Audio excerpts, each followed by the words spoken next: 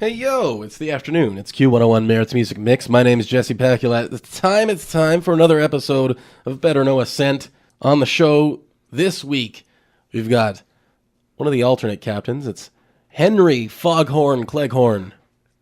What's happening, man? Things are good. Just happy to be here. Do people call you that? No, I've got a couple nicknames, but Foghorn is not one of them. Clegs is usually the go-to. Okay. Because I did think of that one last year. I thought it would be a perfect nickname. It's a good one. So how was your summer, man? Things were great, thank you. Yeah, I had a little bit of time to travel and spend some time with family and friends, and of course was in the gym and on the ice quite a bit. So it was definitely a successful summer. I feel good coming back into the season. What was the thing that stuck out most for you? I went to my grandparents' house in Ontario. It's on a lake and it's beautiful. Got some time to relax and kind of get away from everything. Which lake? It's called Lake Rosso in Muskoka. Right on. Cottage country. Yes. Did you go to Santa's Village? No, I didn't. Been there a few times. You're not missing a whole lot, but I do have to ask. Were you one of the victims of Joe's big bear prank? I'm just wondering who he got with that. I was up. You were up? I was up when that happened. I was in a tent with Zach Zorn at the time, and all I remember is Zorn and I kind of popping our heads up, looking at each other going, "Are you serious? Like, is that a bear outside of our tent?" So we both pop up. Zorn heads out there in his underwear, sees Joe hiding behind a tree laughing, and shut that down pretty quickly. So okay. He took charge. I don't think I was fooled, but it definitely caught me by surprise a little bit. Yeah, so you guys were kind of wondering for a split second. It caught me for a little bit. Zorn figures like, it's probably nothing, and he goes out there and checks it out. Zorn's not afraid of anything. Right on, man. Good thing you had him in there. Seriously. So you're an alternate this year. Did you have that A last year? No, this is my first year with a letter. Okay, so you got yourself a letter on your chest.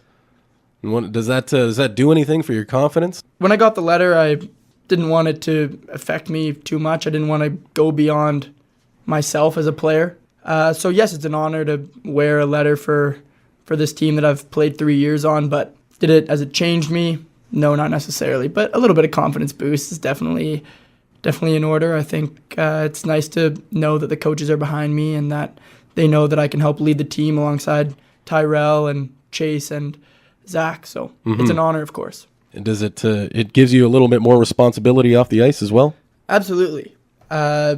Just trying to motivate the boys and trying to get everything going. I think our leadership group is pretty strong and we've been motivating the guys really well. So looking forward to things to start turning around. Yeah, well, I mean, I was talking about this too on the air, and I was saying, I'm not really going to pay attention to wins and losses really until at least a month or two in, until we see really what's going on. So, yeah, you just kind of take it game by game for now and see where you're at come a couple of months from now, I guess. Exactly. Now, you've talked a few times this year also with Jerry Dingleberry, team fan captain. Oh, yeah. You Jerry reconnected with him? He's definitely a part of our leadership group. Anything different about him this year, or is he's just the same old guy, eh? Oh, I think last year's playoff run definitely energized him and a lot of the fans. So he's been trying to get a lot of the fans out there, and we look forward to seeing a bunch of the fans coming to our games and see Jerry in the crowd kind of firing everybody up. Yeah, he always has some pretty interesting things to say. We invite him on for those game day fan chats just to see, if there's any change in the fan strategy. But usually it's about the same. Finish those cheers. Don't let any cheer go unfinished, type of thing. It's just the way you guys finish your checks. Absolutely.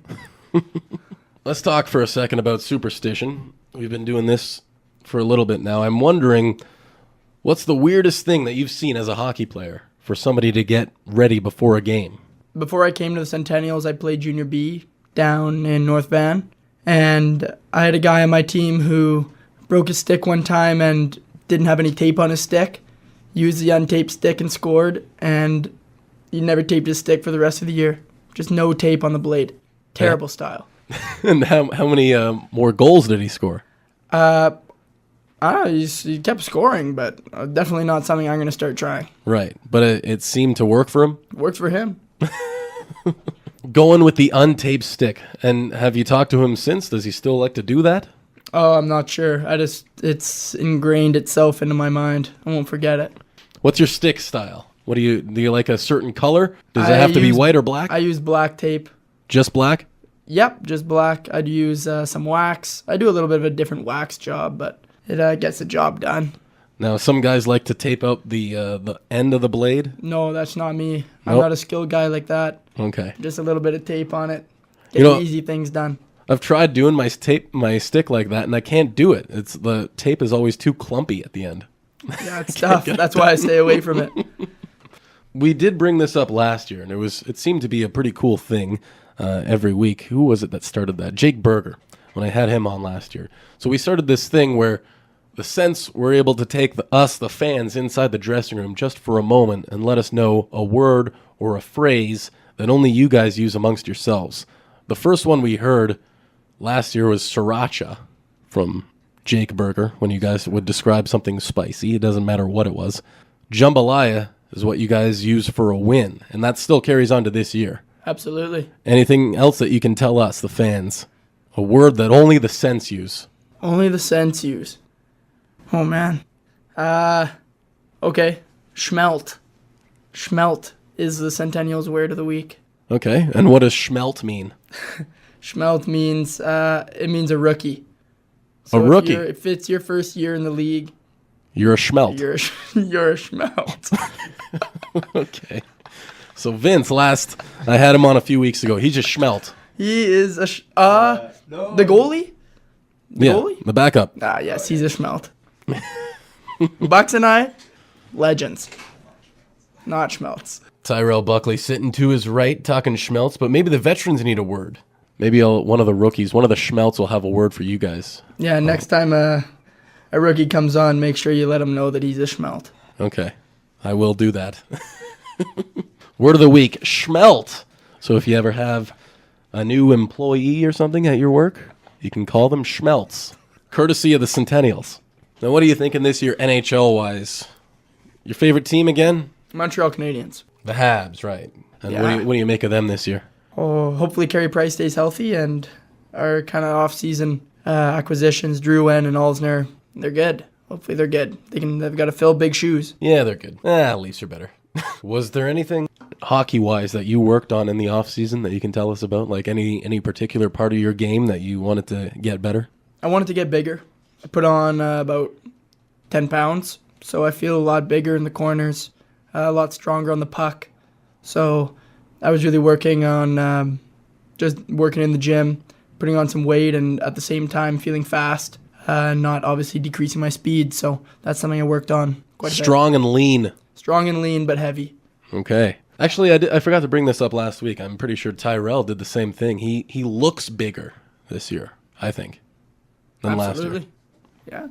Working on that size, and have you gotten a few more checks in this year, do you think? Yeah, I'm trying to throw my weight around a little bit. It's part of my game. I play a hard two-way game, so definitely putting on some weight helps with the body checks.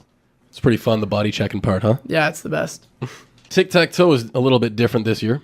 So you are the coach in this situation. Joe, Matt, and Brandon, they're your forward line that's out there right now, and it's sudden death overtime. Now, where are they, first of all? Do you have Joe on center, Matt on left, Brandon on right, or how do you have it?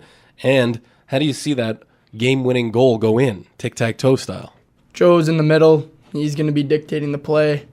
Pretty good at telling people where to go and what to do, so he's going to be locking down the middle. Matt, he's going to be on the left side. He's going to play his offside. And Brandon on the right. Okay. And how's that goal go in? I think Matt's going to work hard down low, pick it out of the corner, pass it to Brandon. Brandon's trigger man. He's going to make the pass. And Joe, he's got a hot stick. He can score a lot, so I think Joe's going to be the one to score. Big-time clapper for the one-timer? Or where Yeah, is it? yeah, it's a cross-ice pass, one-timer, top shelf. In the slot. Yeah, right down Main Street. Game over, shake hands, go home. Yep. Tic-tac-toe, baby. Okay, make him laugh. Can I make him laugh? I'll tell you the same joke I told Vince, actually. See if I can get something out of you. Didn't quite get what I wanted out of him, so we'll see what happens. I'm not that superstitious of a fella, but one time I did have a dream where the number 7 appeared. very vividly in my dream. And I woke up and I noticed that it was 7 o'clock. It's not that unusual, but it's kind of a coincidence. I decided I was going out that day, so I got dressed and I waited for the taxi. The taxi came and it was taxi number 7. So that's kind of weird.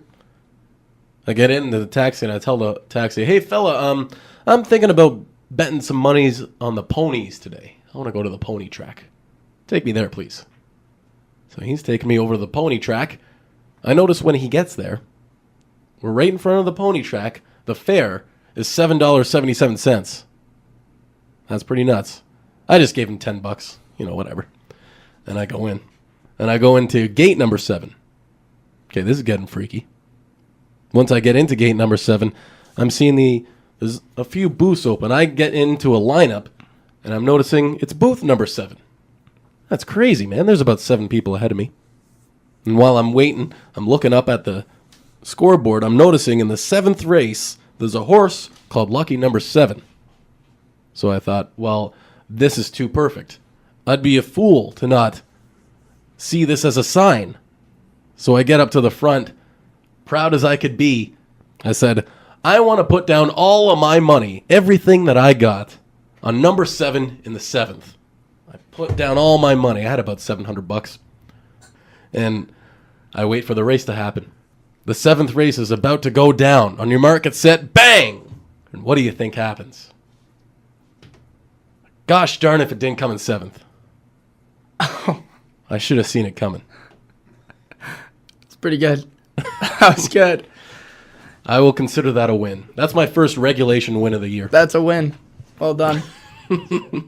Had a couple overtime losses with the goaltenders.